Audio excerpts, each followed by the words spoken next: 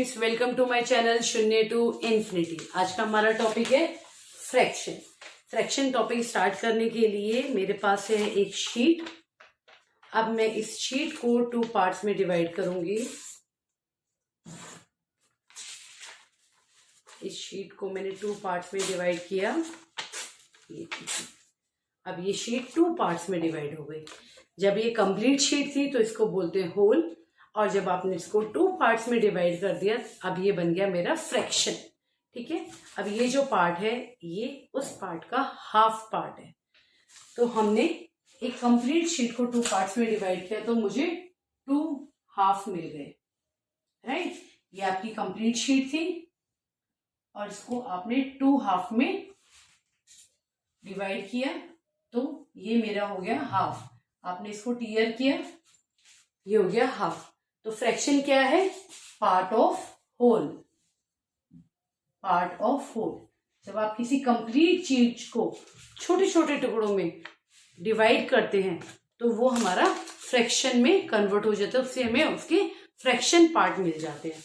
अब इन्हीं शीट्स को आप और भी ज्यादा पार्ट्स में डिवाइड कर सकते हैं। जैसे मैं इसको और भी ज्यादा पार्ट्स में डिवाइड कर रही हूं, लाइक दिस। अब मेरे पास इस शीट के 4 पार्ट्स हैं।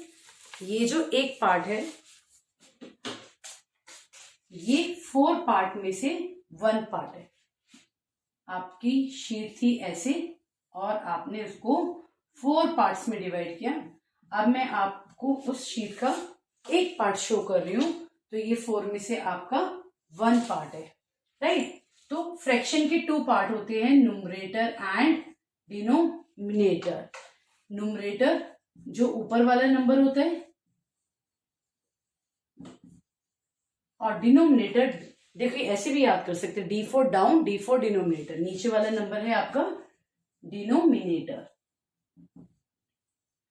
राइट, जब भी आप फ्रैक्शन लिखेंगे तो आप फ्रैक्शन को हमेशा न्यूमरेटर एंड डिनोमिनेटर की फॉर्म में लिखेंगे। ठीक है, अब इसमें से आपने जो 1 पार्ट शेड किया है, उस 4 पार्ट में से आपका 1 पार्ट शेड है तो इसका फ्रैक्शन बना 1/4। ठीक है, और जो पार्ट शेड नहीं है वो क्या है? 3 parts are not shaded out of 4 में से 3 पार्ट शेड नहीं है। आपके डिनोमिनेटर में हमेशा टोटल आता है। जैसे कि आपने इसको टोटल 4 पार्ट्स में डिवाइड किया तो 4 पार्ट में से 3 पार्ट्स शेडेड नहीं है। अब 4 पार्ट में से कितने पार्ट शेड है? 1। तो शेडेड पार्ट का जो फ्रैक्शन हुआ वो हुआ 1/4, और जो पार्ट शेड नहीं है उसका फ्रैक्शन हुआ 3/4। क्लियर? अब हम करते हैं टाइप्स ऑफ फ्रैक्शन।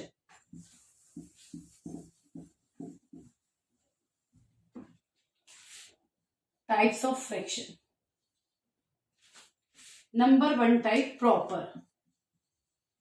प्रॉपर से ही समझ आ रहा होगा जो हमें प्रॉपरली जिसको हम डिवाइड कर सकते हैं। लाइक 4 में से आप 3 पार्ट्स आप शेड कर सकते हो। 4 में से 5 पार्ट्स तो शेड नहीं कर सकते आप। 4 में से 6 पार्ट्स तो शेड नहीं कर सकते। 4 में से आप 3 पार्ट्स शेड कर सकते हैं। 4 में से आप 1 पार्ट शेड कर सकते हैं।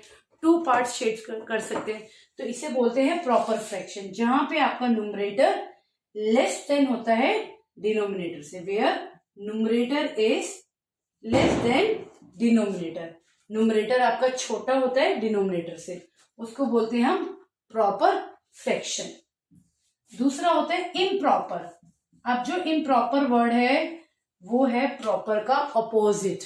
प्रॉपर का अपोजिट मीन्स जहां पे न्यूमरेटर क्या है? ग्रेटर है डिनोमिनेटर से। न्यूमरेटर ग्रेटर है डिनोमिनेटर से, मतलब आपने 4 पार्ट्स में से 5 पार्ट्स शेड किए। अब 4 पार्ट में से 5, देखिए न्यूमरेटर आपका बड़ा है।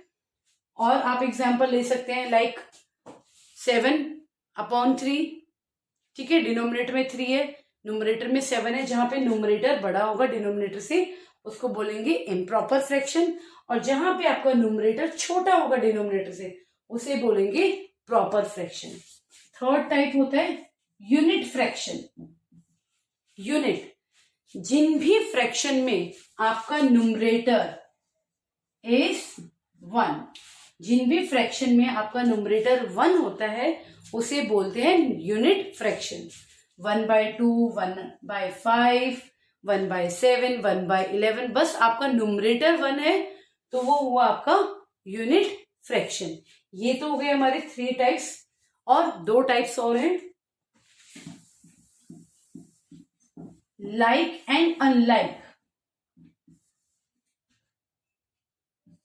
Like fractions and unlike fractions. ये टाइप की फ्रैक्शंस हमें फाइंड करने के लिए हमारे पास फ्रैक्शंस हमेशा पेयर में होने चाहिए, 2 या 2 से ज्यादा फ्रैक्शन होने चाहिए। जैसे कि लाइक फ्रैक्शन, जिनका भी डिनोमिनेटर सेम होता है, डिनोमिनेटर्स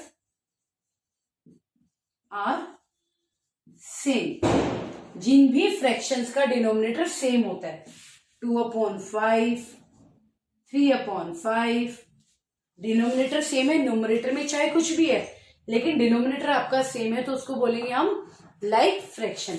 अब अनलाइक इसका अपोजिट हो गया, जिनके डिनोमिनेटर्स डिफरेंट होते हैं, डिनोमिनेटर्स आर डिफरेंट।